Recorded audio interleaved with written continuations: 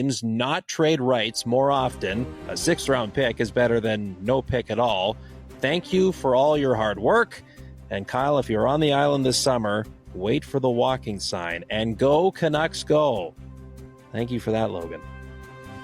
The answer is yes. In theory, if he wanted to block a trade for his UFA rights, he could 100% do that. All right. Is there anything new on that file while Logan brought it up?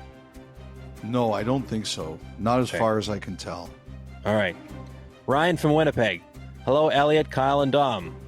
My question today is regarding continual playoff success. With seeing Florida go to a Stanley Cup final for a 3rd consecutive year and being one of the final participants in the last game of the season, it has me wondering how much long-term playoff success has in terms of impact on the business side for an organization. For example, Florida gets all this extra gate revenue the last 3 years, surely raking in a lot of extra money.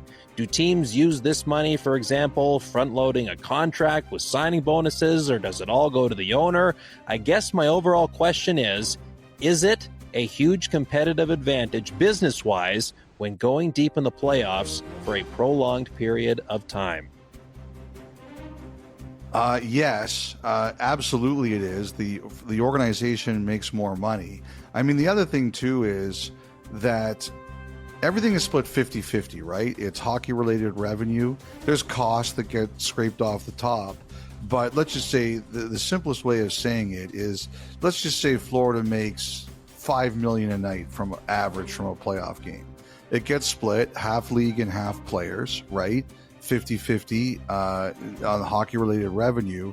But then, the Panthers... absolutely, it gives them more ability to do things. Like, they just built a brand new practice facility, although they did it in partnership with the city.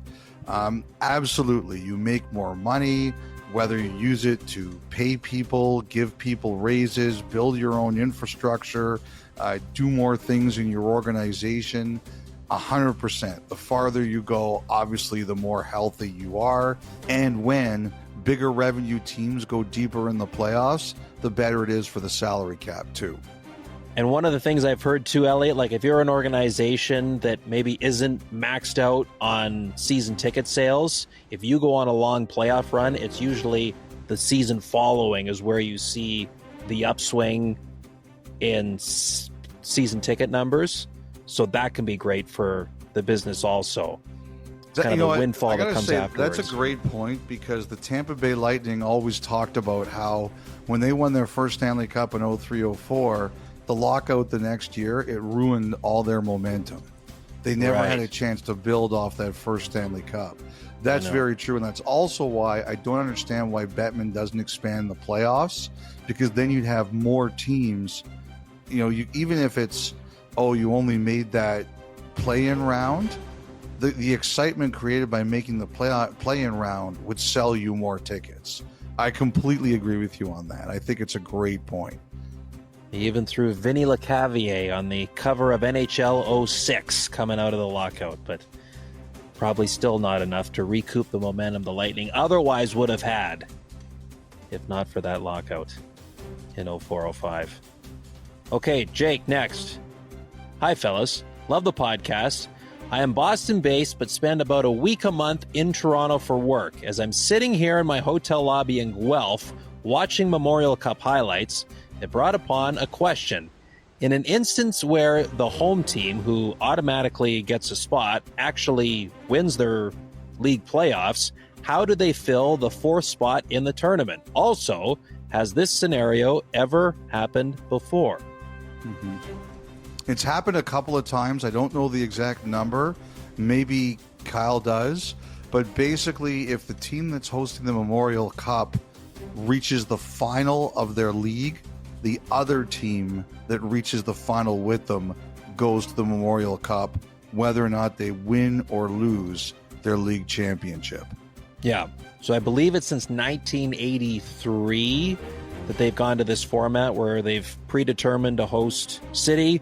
That team is in it automatically, and then the 3 others from the 3 leagues joined them.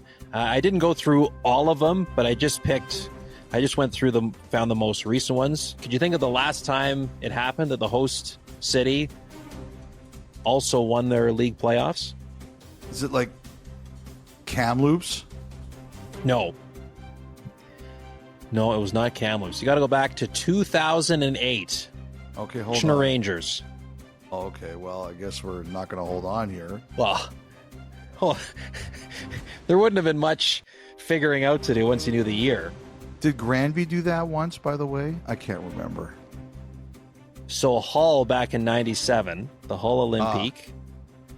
But the 3 in the 21st century, so Kitchener in 2008, Moncton in 2006, and London in 2005. And, of course, they won against Crosby in the Oceanic. I was going to say, final. were they host the team the Sidney Crosby year? Yes. That's the one everybody remembers. Right. Because it was Crosby, because it was the lockout. So all eyes were on that tournament. Do you remember the last time a host city won the Memorial Cup, whether they won their league playoff or not? Oh wait, wasn't it like recently? Maybe. Is it Saginaw? A year ago? Yeah, it was Saginaw last year. I was trying to go through my head and remember the recent winners. Yep, Saginaw last year. Trick question. And That's you a good fell for it. question. Okay, last one, Elliot. You ready? Yeah. This is from Liam Chu Fu, who is the governor of the Swift Current Broncos. Okay. Hello, Dom, Kyle, and the other guy. I really enjoy listening to the pod and wanted to share this nugget about playoff Stuart Skinner. In 2018, Skinner backstopped the Swift Current Broncos to the WHL Championship. In doing so, he amassed 6 shutouts in 4 rounds of play. However, in round 1 versus the Regina Pats, after opening the series with a shutout, he was pulled in games 4 and 6 as the Broncos hung on and just got by, winning in game 7. Then in round 2, again going 7 games against Moose Jaw, he had 3 consecutive shutouts on their home ice in games 2, 5, and 7.